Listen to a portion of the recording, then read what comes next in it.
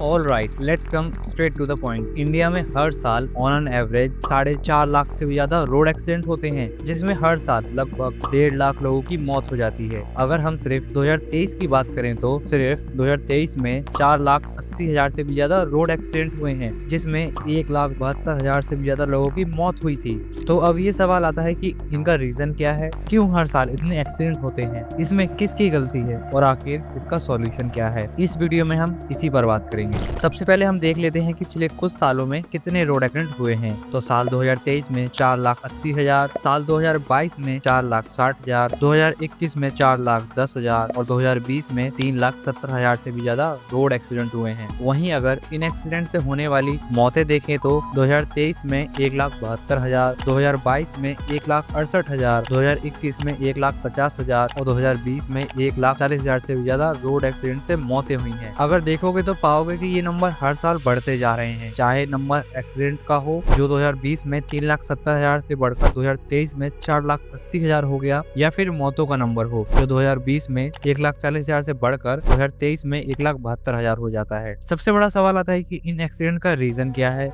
Road accident कई वजह से होते हैं। खराब रोड होना, एनवायरमेंट या वेदर खराब होना, गाड़ी खराब होना, ट्रैफिक रूल्स को फॉलो ना करना, रश ड्राइविंग करना। Ministry of road transport and highway की रिपोर्ट के अकॉर्डिंग 2022 में सिर्फ ओवर स्पीडिंग से 3,33,000 से भी ज्यादा रोड एक्सीडेंट हुए थे, जो 2022 में हुए एक्सीडेंट का 72% है। वहीं इन एक्सीडेंट में 70% लोगों के पास वैलिड लाइसेंस था, बाकी 30% लोग लर्नर लाइसेंस या बिना लाइसेंस के गाड़ी चला रहे थे। और इन एक्सीडेंट में सबसे ज्यादा लगभग 3 लाख एक्सीडेंट सीधे रोड पर हुए थे। अगर हम बात करें कि एक्सीडेंट से होने वाली डेथों का एज ग्रुप क्या होता है, तो 18 साल से कम उम्र वाले 5.7% थे, 18 से 25 साल वाले लगभग 20% थे, 25 से 35 साल वाले 25% थे और 35 से 45 साल वाले लगभग 21% थे। 2022 में एक्सीडेंट से 1,68,000 से भी ज्यादा लोगों की मौत हुई थी, जिसमें सबसे ज्यादा लगभग 75,000 लोगों की मौत टू व्हीलर पर हुई थी। इसके बाद 32,000 वे लोग आते हैं जो पैदल सड़क पर चल रहे थे। साल 2022 में जितने भी लोगों की डेथ हुई थी, उनका पूरा रिकॉर्ड आप इस टेबल में देख सकते हो। ये सब तो मिनिस्ट्री ऑफ रोड ट्रांसपोर्ट और हाईवे का डाटा है, लेकिन एक्सीडेंट होने की और भी बहुत सारे रीजन होते हैं। बिना मिरर में देखे जल्दबाजी में अपनी गाड़ी की लाइन चेंज करना, सड़कों पर जानवरों का होना, ज्यादातर गाय और कुत्तों के टकराने से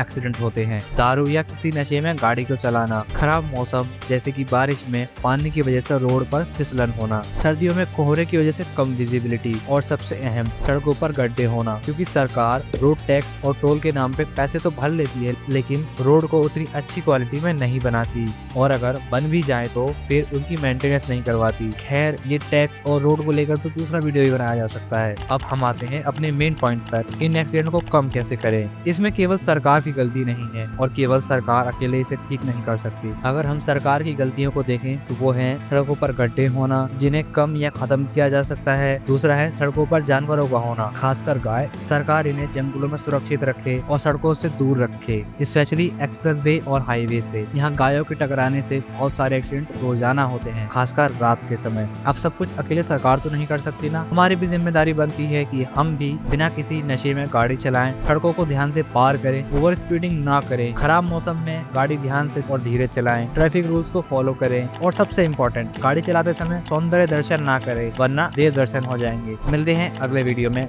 बाय। अगर बत्ती पे नहीं रुके तो अगरबत्ती लग जाएगी, और बच भी गए किस्मत से हरी पत्ती लग जाएगी। अगरबत्ती पे नहीं रुके तो अगरबत्ती लग जाएगी।